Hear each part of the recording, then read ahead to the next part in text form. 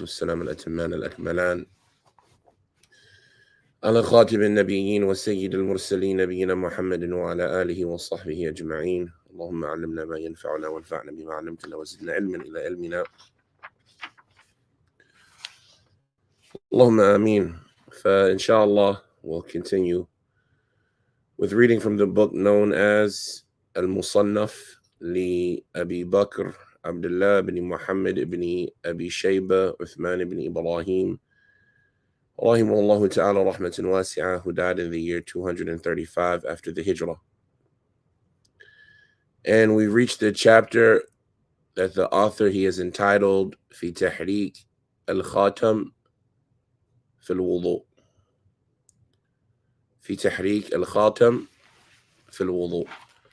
طيب. First, as it relates to this chapter title, we have a word, which is the word khatim or khatam.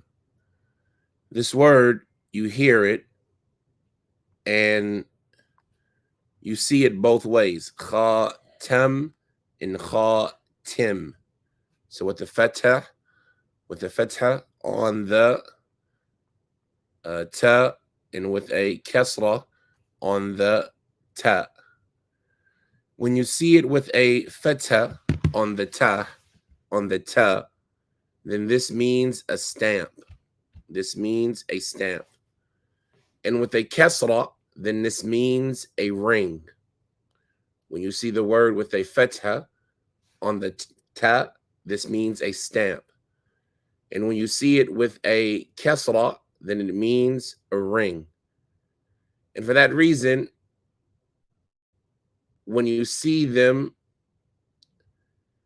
you can kind of differentiate between them by knowing that the stamp comes from above while the ring goes, not only above, but underneath the finger. And so the fatha comes from above, khatam, and the ring, right, goes under the finger, khatim. It locks in under the finger. And so, for example, the messenger of Allah sallallahu alaihi wasallam was either khatim or the khatam, right? They talk about that, the seal of the prophets, the seal, the khatam, like it is in the ayat in Ahzab. Any circumstance, and there's obviously other conversations about it. They disagree to some extent, but this chapter is regarding the moving of one's ring, the moving of one's khatim when performing wudu. When you're making wudu, do you have to move your ring in order for the water to pass under it to make sure that that part of your finger gets wet? Or even more, is it necessary to take it off? And then this situation gets even more complex when you have the issue, well, what is written on the ring? Because as we know, the Prophet's ring, sallallahu alaihi wasallam, it was said to have on it Muhammad Rasul Allah. And so this ring has Allah's name on it. Can you make wudu in the lavatory, right, in the place, the kanif, with something with Allah's name on it? And so do you have to take your ring off? And if you leave your ring on, if it doesn't have Allah's name on it, or you're in a place where you don't have to take it off under that view, do you have to move it about? Or is it okay to just let the water trickle under it? All of these are questions that are going to be discussed in this chapter to some extent, inshallah. Naam, the verifier, Al-Sheikh Al-Shithri, hafidhullah ta'ala, he said, إن كان الخاتم ضيقا فلا بد من تحريكه ليصل الماء إلى ما تحته. If the ring is tight, if the ring is one that is tightly on the finger, then it is necessary for it to be moved about in order that the water may reach what is underneath it. وإن كان الخاتم واسعا يدخل ما بينه وبين الأصبع لم يلزمه تحريكه أو تحريكه. لم يلزمه تحريكه. But if the ring is loose, واسعا, spacious, if it's loose in a way that the water can get underneath it, and underneath it, between it and the finger, then it is not necessary that the individual move the finger around, move the ring around while performing wudu. Excuse me. Now, so that is what the author or the verifier, Sheikh Shithri, mentioned. Let's see what the Salaf they said about this issue. They said, حدثنا زيد بن الحباب عن محمد بن يزيد عن مجمع بن عتاب عن أبيه أنه قال وضعت عليا فحرك خاتمه. Excuse me. On Abu Bakr ibn Abi Shayba, he said that Zayd ibn al-Hubab narrated to us on the authority of Muhammad ibn Yazid, on the authority of Majma' ibn Itab, on the authority of his father, who said, I performed wudu for Ali. I poured the wudu water for him. وضعت. I poured the water for him to make wudu from it. I poured the wudu water for Ali, radiyallahu ta'ala an, and he moved his ring about. He moved his ring, right, to make sure the water could get under it. He said, حدثنا وكيع عن محمد بن يزيد عن رجل عن أبيه عن علي رضي الله تعالى عنه مثله.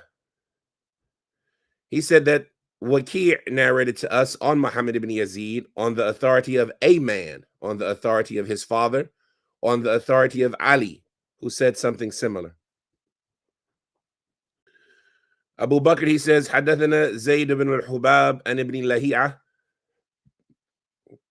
عن عبد الله بن حبيرة عن أبي تميم الجيشاني أن عبد الله بن عمرو كان إذا توضأ حرك خاتمه وإن أبا تميما كان يفعله وإن ابن هبيرة كان يفعله.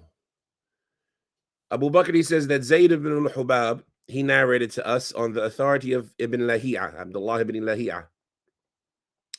He said that Abdullah ibn Hubayra reported on the authority of Abi Tamim al-Jayshani, who reported on the authority of Abdullah ibn Amr, who said that, Yani al-Jayshani, he said that when Abdullah ibn Amr, when he would make wudu, he would move his ring, right? He would move his ring, not remove his ring, but he would move his ring. And indeed, Abu Tamim would do the same, or he used to do that. And Ibn Hubayra, i.e. the other narrator, Abdullah ibn Hubayra, he used to do that. Abu Bakr, he says, حدثنا هشيم and Khalid and Ibn Sirin أنه كان إذا توضأ حرك خاتمه. Abu Bakr, he says that Hushaym narrated to us on the authority of Khalid, on the authority of Ibn Sirin. Yani Khalid said about Ibn Sirin that when he would make wudu, he would move his ring. Abu Bakr, he says that حدثنا حسين ibn Ali ووكيع and Ja'far ibn Burqan and Habib ibn Abi Marzuq and Maymun أنه كان يحرك خاتمه إذا توضأ. He says that Hussein ibn Ali, as well as Waki', the two of them narrated to us on the authority of Ja'far ibn Burqan, on the authority of Habib ibn Abi Marzuq, who said about Maymun that when he would make wudu, he would move his ring. He would move his ring whenever he made wudu. He would move his ring whenever he made wudu. He says, حدثنا معن ابن عيسى أو حدثنا معن ابن عيسى عن خالد ابن أبي بكر قال رأيت سالما توضأ وخاتم في يده لا يحركه. So these previous narrations were all, individuals who said move the ring. You should. They used to move the ring, or they encouraged, or they were saw moving their ring. This narration, he says, Ma'an ibn Isa narrated to us on the authority of Khalid ibn Abi Bakr, who said that I saw Salim, yani Salim ibn Abdullah ibn Umar. I saw Salim making wudu, and his ring was on his hand. He did not move it. He did not.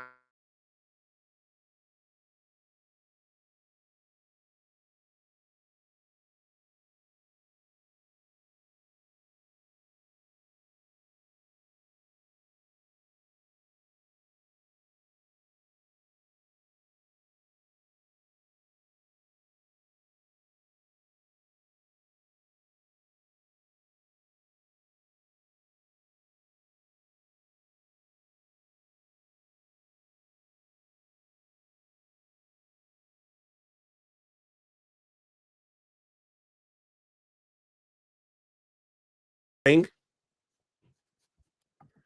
He used to move his ring during wudu. He used to move his ring during wudu.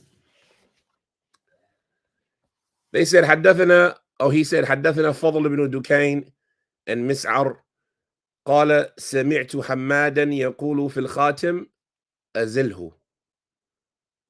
Abu Bakr, he said that Al-Fadl ibn Dukain, he said on the authority, he narrated to us on the authority of Mis'ar, who said that he heard Hamad saying about a ring, you should take it off. Take it off. Right? So here we have another view. One view was move it. One view was don't move it. One view is take it off. He said, حدثنا زيد بن الحباب and إسماعيل بن إسحاق مولى لعمر أن عمر بن عبد العزيز كان إذا توضأ حرك خاتمه. Abu Bakr says that Zayd ibn al-Hubab narrated to us on the authority of Ismail ibn Ishaq, the freed slave of Umar, that Umar ibn Abdul Aziz, he used to, when making wudu, move his ring. Abu Bakr, he said, حدثنا حنظلة ibn ثهلان حدثنا حنظلة بن ثهلان عن أبيه أنه قال رأيت الحسن توضأ فحرك خاتمه. Abu Bakr, he says that Hanzala ibn Thahlan, he narrated to us on the authority of his father, who said, I saw Al-Hasan, yani Hasan al-Basri, making wudu, and he would move his ring. Abu Bakr, he said, حدثنا عبيد الصيدلاني and Hisham ibn Urwa عن أبيه أنه كان يحرك خاتمه إذا توضأ. Abu Bakr, he said that Ubayd al-Saydalani, he narrated to us on the authority of Hisham ibn Urwa, on the authority of his father, yani Urwa ibn al-Zubayr, that he used to move his ring when he would make wudu. So we see that there, from the view of Abu Bakr ibn Abi Shayba, there were a lot of Salaf who would move their ring while making wudu. And they didn't mention whether it was loose or tight, but to be in a state of safety and on the safe side, they would move their ring, scoot it up, scoot it down, just to make sure the water gets under it. And the statement of Sheikh Ash-Shithri, hafidhahullah ta'ala, in the beginning, then this perhaps is the criteria for when it is necessary or when it is not. It's necessary if it's tight, but it's not necessary if it's loose and the water can get to it. But there are still actions of the Salaf who would do so. And we saw that from the Salaf are those who would not do so, like Salim ibn Abdullah ibn Umar and Hamad, and Allah knows best, Hamad ibn Abi Sulaiman, he would tell the people to take it off, take off their ring. Why have anything on your hand while making wudu? And so, al-amr wasi', the affair is vast, as long as the water is reaching the desired locations. Some of these chapters, they don't require an abundance of commenting. This next chapter, Abu Bakr, he says, fil qalas fil wudu. And we said here we see again some of that disjointedness in the chapter arranging. And whether that was from the author or from some of those who narrated the book and the scribes who collected it, there's some disjointedness in the arranging of these chapters. And so, for example, in this manuscript, it's chapter 49. But in the previous printing of this book that relied on an alternative manuscript, it was chapter 115.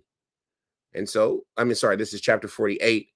And in the previous print of this book, or the previous printing, one of the previous printings of this book that relied on a different manuscript, it would have been chapter 115 because they organized them differently. But this chapter, even though there's no direct correlation between it and moving the ring when making wudu, and there's no direct correlation between that and does a person have to begin with their hands or can they start out of order with their feet? And there's no connection, obviously, between that and worms that exit out of a person's posterior. It doesn't affect us because the information is the same. So even if the chapters aren't organized in a more any direct linked manner, then that doesn't affect us with regards to the information. So this chapter is regarding al-qalas fil wudu. And al-qalas is that burp that brings with it food or some regurgitation that keeps itself in the throat. And it can be often, experienced with indigestion or something like that, where a person will have a type of regurgitation where the food or the drink, whatever comes into his throat, and it might creep its way into his mouth without being projected. Immediately it's swallowed back down or something like this. Then this is what is referred to by al-qalas. Sheikh al-Shithri, hafidhullah ta'ala, he said regarding this topic, the person who has qalas happen to him while making wudu, he says al-qalas is a small amount of vomit that does not fill the mouth.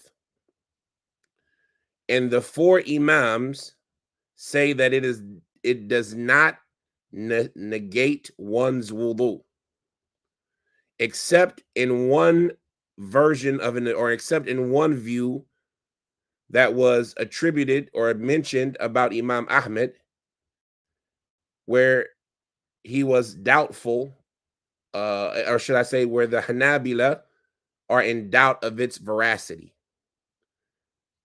Sheikh al-Shitri, he said, القلس في قي القلس القي القليل القلس قيء قليل لا يملأ الفم. وقال الأئمة الأربعة بعدم انتقاض الوضوء به إلا في رواية حكيت عن أحمد شكك فيها بعض الحنابلة. Al-qalas is a small amount of vomit that does not fill the mouth, and the four imams hold the view that it does not nullify one's wudu, except there is a opinion that is mentioned about Imam Ahmed, that some of the Hanbali scholars doubt its veracity, or they are in doubt about it. The point is that the majority of the four imams, they do not hold the view that qalas nullifies wudu. And this is because even if from them are those that say vomit nullifies wudu, they don't believe that the things that nullify wudu until they leave their location. And so, for example, urine in the bladder, or feces in the bladder, or blood, like we talked about in another class, that sits on top of the wound and doesn't pour, like the Ahnaf say. These are things that negate one's purification in some opinions, but they haven't left their point of origin. And so they don't consider it to be a negation because they haven't actually left. And so that qalas is a nullifier, i.e. vomit, in those who hold that view. But since it never actually projectiled out of the mouth, they hold the view that it does not nullify one's wudu. So this chapter is about those who agree with this position that it does not nullify the wudu, or those who disagree and say, well, vomit is vomit and it came out of the stomach. And so even if it didn't leave the mouth, it is still exited its point of origin, and therefore wudu was broken because of it. That is what this chapter is going to be referencing. So Abu Bakr ibn Abi Shayba, he said, حدثنا وكيع عن ابن أبي ليلى عن الشعبي والحكم قال في القلس وضوء. Abu Bakr ibn Abi Shayba, he said that Waki' narrated to us on the authority of Ibn Abi Layla, on the authority of a Sha'bi and Al-Hakam, right? Two imams of their time from the Tabi'een. The two of them said regarding Al-Qalas, there's wudu. There is wudu, i.e. necessary because of Al-Qalas. And so these are two madhabs and two ideals that they didn't reach us from the four imams, but there were from the scholars those who held that view. Right? And this is an example of how not all of Islam is contained within the four madhahib. There can be Islam outside of the four madhahib. And so if there can be Islam outside of the four madhahib, then it is not necessary for everybody to follow one of the four madhahib. It is not a binding obligation that an individual follow any one of the four madhahib specifically, because, or that they have an opinion that is not outside of the four madhahib, because there can be valid positions in Islam that are outside of the four madhahib. And this is an example here, the view that qalas necessitates wudu. Whether it's right or wrong, it proves the point that there are views that are outside of the four madhahib. Now, they say حدثنا هشيم, or he says حدثنا هشيم قال أخبرنا مغيرة عن إبراهيم قال سألته عن القلس فقال ذلك الدسع إذا ظهر فيه الوضوء إذا ظهر ففيه الوضوء. Abu Bakr says that Hushaym narrated to us, he said that Mughira informed us about Ibrahim. Mughira said, I asked him about Al-Qalas. Yani I asked Ibrahim al-Nakha'i about Al-Qalas. To which Ibrahim, he said, ذَلِكَ الدَّسَعْ. That is a dasa'.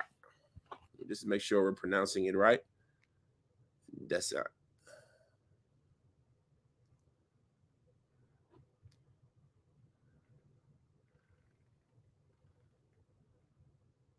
Now with the sukoon, الدسع مصدر دسع والدسع يسدع دسوعا دسع شيء دفعه. Right? He says that's that desa, right? That burp, belch, vomit, right? That indigestion, that coming back of your food. He says ذَلِكَ desa. When it appears or when it happens, then there is a wudu necessary for it. So Ibrahim al-Nakha'i, he said regarding al-Qalas, when Mughira asked him, he said that is a dasa'. When it appears, then wudu is necessary for it. Abu Bakr, he says, حدثنا غندر and Shu'bah and Al-Hakam وحماد قال في القلس wudu. Gundar, he reported, he said, Abu Bakr, he said that حدثنا غندر. Gundar narrated to us on the authority of Shu'bah, on the authority of Al-Hakam and Hamad. The two of them said regarding Al-Qalas, there is wudu. As far as it relates to qalas, then there is wudu. There is wudu necessary because of al-qalas. This was the statement of, once again, Al-Hakam, but as well as Shu'bah. As well as Hamad. Abu Bakr, he said, حدثنا ibn Numayr and Abdul Malik and Ata. right? If we remember yesterday, we said Ibn Numayr was a name we would see often, right? He said, حدثنا ابن نمير and عبد الملك and عطاء أنه قال إذا وجدت من الطعام على لسانك فأعد الوضوء. Here there's a subtle difference, right? The first three narrations, all of them stated that there is wudu necessary for al-qalas. But here, Abu Bakr, he says that Ibn Numayr narrated to us on the authority of Abdul Malik, on the authority of Atta, if you find the traces of food on your tongue, then repeat wudu. Meaning if the regurgitation gets so far up your throat that it touches your tongue, then it is now considered to be projectile, whether it comes out of your mouth or not. And so if you find the food touching your tongue, i.e. after it's been regurgitated, after it's been brought back up out of your stomach, then you must repeat the wudu. So this one gives us a little bit difference depending on what you say the meaning of al-qalas is. Is al-qalas just the regurgitation, even if it just stops in your throat? Or do you say it has to exit out of your throat to your mouth? And so here, Atta was giving us the view that no, if it exits out of your throat, then you have to make wudu. Abu Bakr, he says, حدثنا معتمر and Layth and Atta قال هو حدث. Abu Bakr says that Mu'tamar, he narrated to us on Layth, on the authority of Atta, Layth ibn Sa'ad, on the authority of Atta. He said that, regarding qalas, it is a nullifier of wudu. It is a hadath. And then the last hadith in this chapter, he said, حدثنا Abu Khalidin وليس بالأحمر. And Sufyan and Jabir and Al-Qasim wa Salim قال في القلس wudu. Abu Bakr, he says that Abu Khalid narrated to us, and he wasn't Abu Khalid al-Ahmar. This is the statement of Abu Bakr ibn Abi Shayba. And there's Abu Khalid, but he wasn't Abu Khalid al-Ahmar. It's a different Abu Khalid, so don't get it confused. This is an example of what we talked about yesterday for distinguishing purposes. When a scholar or individual has a name similar to the name of somebody else in his same generation, here it's a kunya, but to make sure that we know which one is being talked about, Abu Bakr, he said, Ibn Abi Shayba, he said it's not Abu Khalid al-Ahmar, but Abu Khalid narrated to us on the authority of Sufyan, on the authority of Jabir, on the authority of Al-Qasim and Salim. Al-Qasim ibn Muhammad ibn Abi Bakr and Salim ibn Umar, two of the fuqaha as-sab'ah, the both of them said regarding qalas, there is wudu. There is a wudu necessary for al-qalas. And so we see here something that is unique. Well, it's not unique. What we see here is Abu Bakr ibn Abi Shayba, when presenting this chapter was the chapter of there is, and maybe it's a better way to translate it, the obligation of qalas because of wudu. Because everybody that was mentioned in this chapter held the view that if you have qalas, which is that regurgitation of food, without it necessarily being vomit that projectiles out, if you have food regurgitate in your throat or even into your mouth, those who say that you have to make a wudu because of it. The next chapter, he says, "Man kana la yara fil qalasi wudu'an." So the people he mentioned, like Sha'bi and Al-Hakam and Hamad and Nakha'i and Atta and Salim and Al-Qasim, these individuals said you have to make wudu because of al-qalas. As opposed to the statement he's going to bring now, he says, chapter about those who didn't used to see it necessary for qalas that a wudu be made. Those who didn't used to see regarding qalas that a wudu was necessary. Abu Bakr, he says, حدثنا معتمر and Layth and طاووس ومجاهد والحسن. Right? والحسن يعني البصري. قال لم يروا في القلس وضوءا. Abu Bakr, he says that Mu'tamar as narrated to us on the authority of Layth, on the authority of Tawus and Mujahid, i.e. two of the students of Ibn Abbas, as well as Hassan al-Basri, they did not see it necessary because of qalas to make any wudu. They did not see it necessary to make any wudu because of qalas. Abu Bakr, he says, حدثنا حفص and Layth قال مجاهد وطاووس لا حتى يكون القي. Abu Bakr, he said that Hafs narrated to us on the authority of Layth, who said that Mujahid and Tawus, once again, Mujahid and Tawus, two of the students of Ibn Abbas, they said, i.e. regarding qalas, no, there's no wudu necessary. All they said was no, but the implication is no, there's no wudu necessary until it is actually vomit. And so here we see them differentiating between qalas and vomit. Qalas is, as we mentioned, that regurgitation that stays in your throat, or maybe is in your mouth but doesn't fill your mouth. And as far as qay, then it is that vomit that bursts out and is projected out of your mouth. Now, so Mujahid and Tawus, they said no, there's no wudu because of qalas until it becomes vomit. Abu Bakr, he says, حدثنا هشيم and Mansur ويونس and Al-Hasan أنه كان يقول في القلس إذا كان يسيرا فليس بشيء. And here we have a statement of Al-Hasan that is almost the opposite of the statement of Ata. Ata said if it's a little bit and it touches your tongue, no, you still got to make wudu. But here Al-Hasan, he says, Abu Bakr says that Hushaym narrated to us on the authority of Mansur and Yunus on the authority of Al-Hasan that he used to say about al-qalas, if it's a little bit, then it's nothing. If it's a little bit of qalas, then it's nothing. And why is this significant? I like statements like these because it's the answer from a person who believes that wudu because of vomit is necessary. Because sometimes you might find yourself asking a question, but the individual who you're asking the question to disagrees with the premise. And so it can be hard to get the question or the answer to the question that you're asking because they don't agree with the question by default.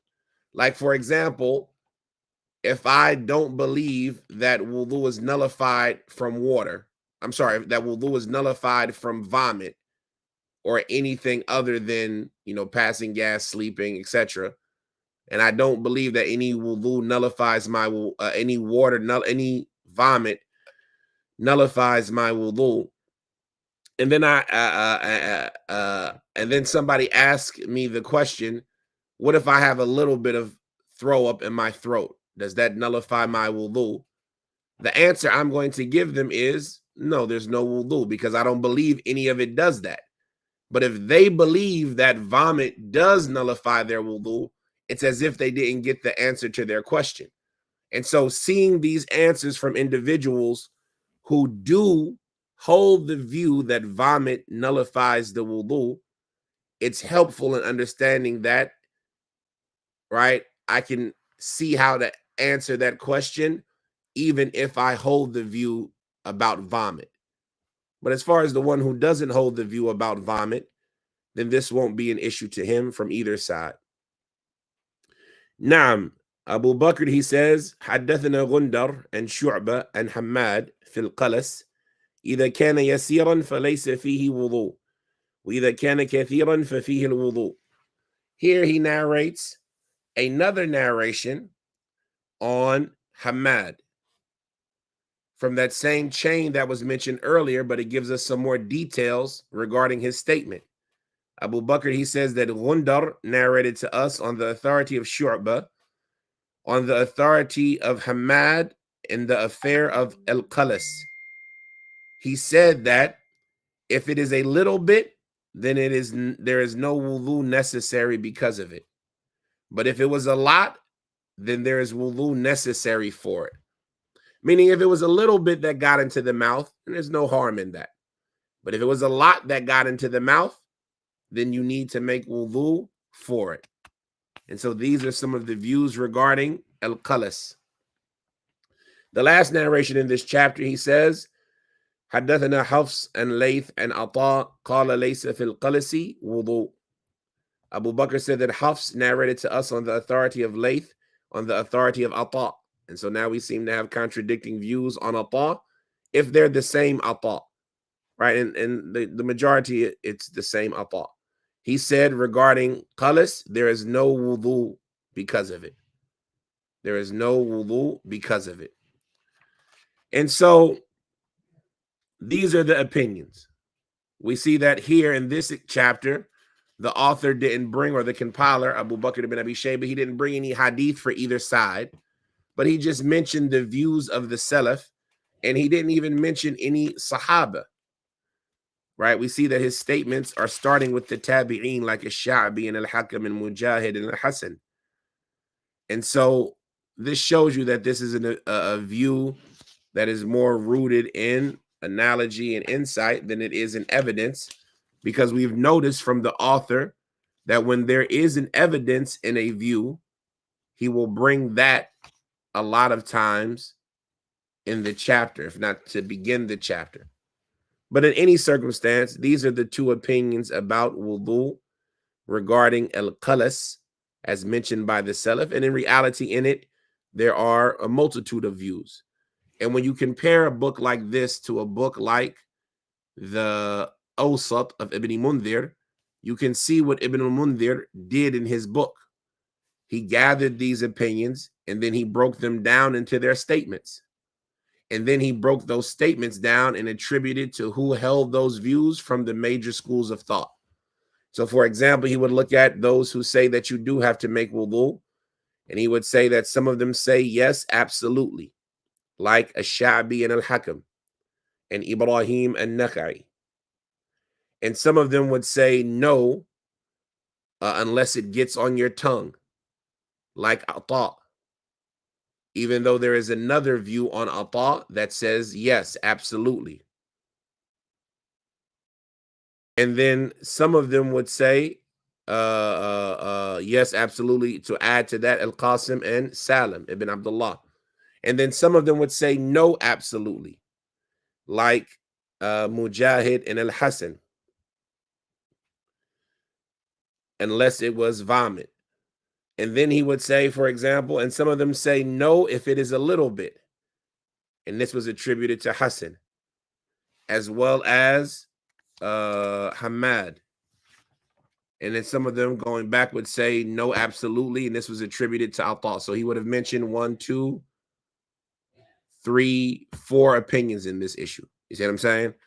And like that, you would know the origins of these opinions. And then you would branch it out to see which of the schools of thought. What did Abu Hanifa say? What did Malik say? What did Shafi'i say? What did Ahmed say? What did the other schools of thought like Thawri and Al-Awza'i and things like that, what did they say regarding this issue?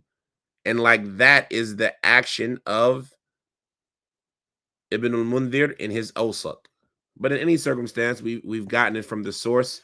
And so we know now the two opinions regarding al-qalas, and we hopefully have a better idea of what qalas is. هذا وصلى الله وسلم وبارك على عبده ورسوله نبينا محمد وعلى آله وصحبه وسلم.